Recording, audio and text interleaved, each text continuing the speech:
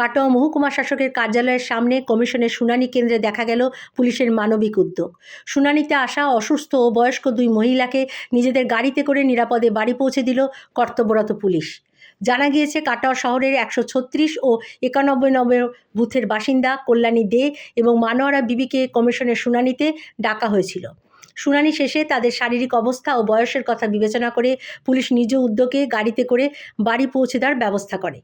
Police সূত্রে জানা যায়, কাটোয়া শহরের 8 নম্বর ওয়ার্ডের চৌরাস্তা এলাকার বাসিন্দা কল্যাণী দেকে স্বামীর নাম সংক্রান্ত তথ্যে অসঙ্গতি থাকায় শুনানিতে ডাকা হয়েছিল।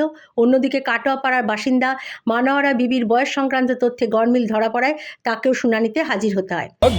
মায়ের বয়সের জন্য পাঠিয়েছিল, আর কিছু শোধায়নি। মায়ের এখন ওই কত 80 বছর বয়স, ওই যে কাগজে দিয়ে যে পাঠিয়েছে বলছে বয়স কম করা আছে নাকি, ওই জন্য কাগজগুলো দেখানো হয়।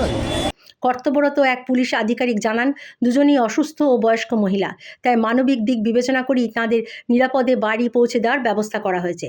পুলিশের এই সহানুভূতিশীল উদ্যোগে খুশি কল্যাণী দে ও মানোয়ারা বিবি। প্রশাসনের পাশাপাশি পুলিশের এমন মানবিক ভূমিকা স্থানীয় মানুষের প্রশংসা কুড়িয়েছে।